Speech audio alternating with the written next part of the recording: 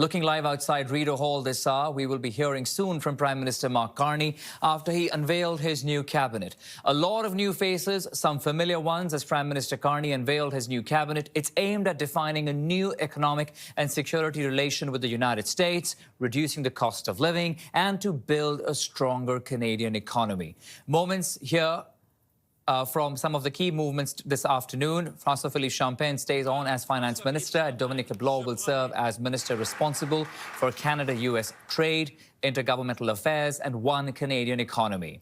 Among the notable changes today, Anita Anand moves to the key post of Foreign Affairs. Now she takes over from Mélanie Joly, who is now the Minister of Industry and Minister responsible for Canada Economic Development for Quebec region. Former Deputy Prime Minister, that's Chrystia Freeland, is now Minister of Transport and Internal Trade. Sean Fraser takes the combined portfolio of Justice and Attorney General. And Stephen Guilbeault is the Minister of Canadian Identity and Culture. Now, as for some new faces in the inner circle, we have rookie MP Mandy Gilmasti, the former head of the Grand Council of the Crees, will serve as Minister of Indigenous Services. Former chair of Ontario's Hydro One, that's Tim Hodgson, is now Minister of Energy and Natural Resources. BC rookie MP Jill McKnight takes over Veteran Affairs. And also looking live to Ottawa, where Conservative leader Pierre Poilievre will soon be responding to Mark Carney's new cabinet. We will bring that to you live as and when it gets underway. But for the moment, let's go across to CTV News' senior political correspondent, Michael Couteur, standing outside Rideau Hall this afternoon. Mike, good to see you. You were, of course, following this development very closely at Rideau Hall. We're seeing a fresh cabinet, some upgrades, some demotions, but we're also looking at a lot of areas of focus. Your takeaways?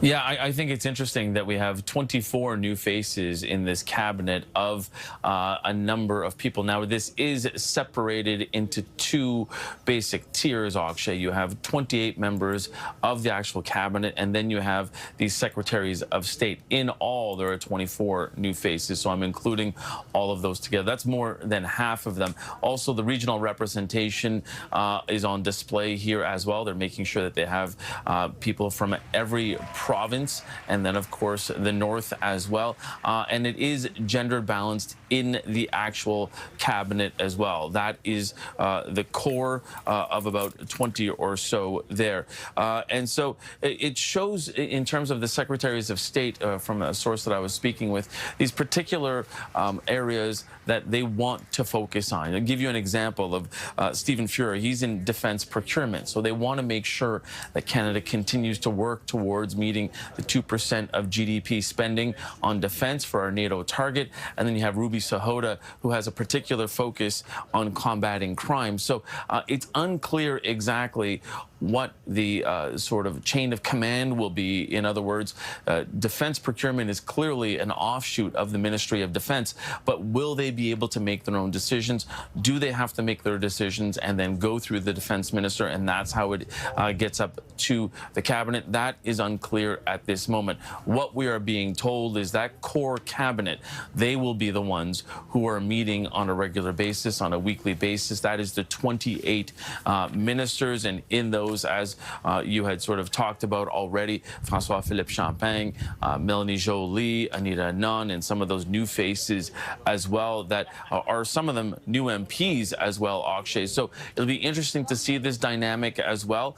But certainly Mark Carney is trying to stay very focused on Canada-US relations, stay focused on the priorities that he wants to focus on as well, that he was elected to focus on, and bring in some of that new blood. Through the campaign, he's spoken about how this is not the Liberal Party of Justin Trudeau anymore, and he's trying to put his stamp on it with a number of those people that he's put in that position. You know, Tim Hodgson, Minister of Energy and Natural Resources, Lena Metlidge Diab, Minister of Immigration, Refugees and Citizenship. Those are just a couple couple of them, the new faces that are being given those high-profile cabinet positions as well, Akshay.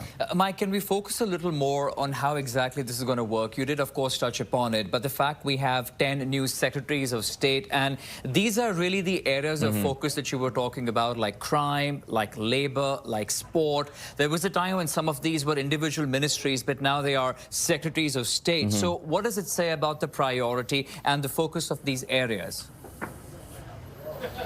Yeah, I think the way that it was explained to me is that essentially these ministers of state or secretaries of state will be rotated into cabinet depending on the week and depending on the focus of that particular week. So if it is defense procurement, if we are talking about NATO and there is a NATO meeting coming up in June, then you can expect that secretary of state to be part of that cabinet meeting that week. And then going forward, whether or not sport is involved, you know, I think it really depends on the person, not only in the role, but also the actual file. When you consider the Ministry of Sport as it used to be, that was sometimes also combined with another ministry. It doesn't always need that full ministry, if one could put it that way. Yes, of course, sport is important and is not to sort of degrade at all in any way when it was a full ministry. But I think a lot of Canadians will look at this and look at a prime minister that wants to be focused on very key priorities going forward, and they will sort of see some of these other portfolios as being able to sort of be in that other section. Now, I think the one that is also interesting that is a Secretary of State that used to be a full ministry that was headed up by Ahmed Hussein was international development. It's unclear exactly what that means from this government about how they see international development. Certainly, Mark Carney has said he doesn't see it any differently, and he doesn't think that participating in international development or foreign aid is something that he wants to decrease whatsoever. But making it a Secretary of State, I think that remains a question, possibly one of the questions that he'll be getting from journalists when he does come outside of Rideau Hall to take questions. And as we understand, Akshay, he will be the only minister taking questions outside of Rideau Hall today. Right. And in fact, just a few moments ago, while we were speaking with you, Mike, we had the visual come in of the photo opportunity where the Prime Minister, Governor General, they all were sitting together with this new cabinet that was sworn in. I think we'll have that shot back soon up in just a couple of moments for our viewers. And of course, displaying what the Prime Minister has done with this new cabinet. There it is on our screens, the photo op with the Prime Minister with 28 new members of his cabinet, 10 of whom are new secretaries of state that we have been discussing here with Mike, 9 of whom are actually new faces. And overall, there are 24 new names, many of them including Shaukat Ali, Tim Hodson. We have Mandy Gilmasti. We have, of course, Evan Solomon, who was previously working at CTV News Channel as well. But this is the cabinet that's going to shape the relations with not just United States of America, but within Canada, which is a priority, as we've been speaking a lot about how we need to remove those internal trade barriers.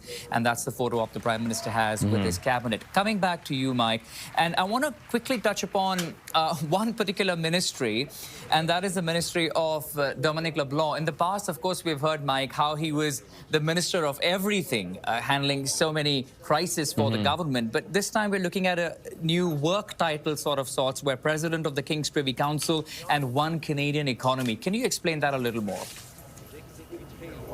Yeah, that's an interesting one. And, you know, he was kind of known as the fireman in the Trudeau government. If there was any kind of blaze that had to be put out, you put Dominic LeBlanc on it. He was somebody that was a close confidant of Prime Minister Justin Trudeau and somebody seen to be very effective.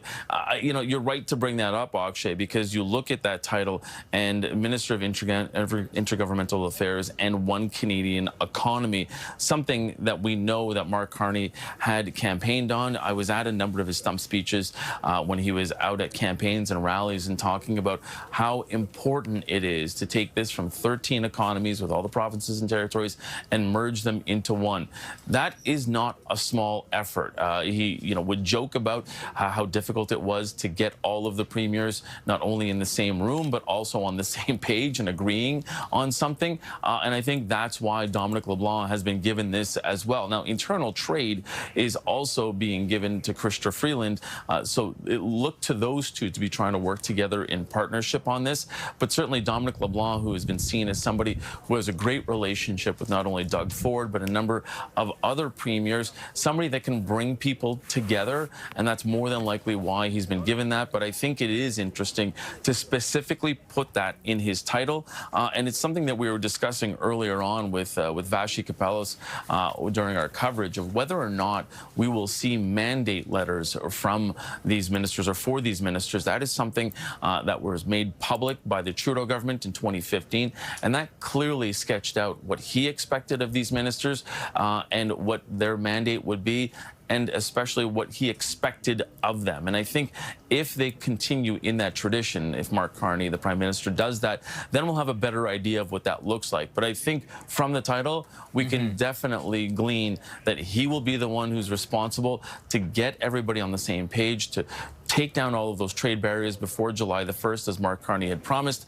and really to try and build that Canadian economy, that one Canadian economy that Mark Carney wants to have to go head-to-head with Donald Trump. He believes that if we have one unified economy, that does put Canada in a better position to deal with the U.S. tariffs and to deal with the U.S. president. Yeah, with an ambitious timeline of July 1st to bring down those trade barriers. CTV's senior political correspondent, Mike Couteur. Appreciate the updates, Mike. Thanks for joining us.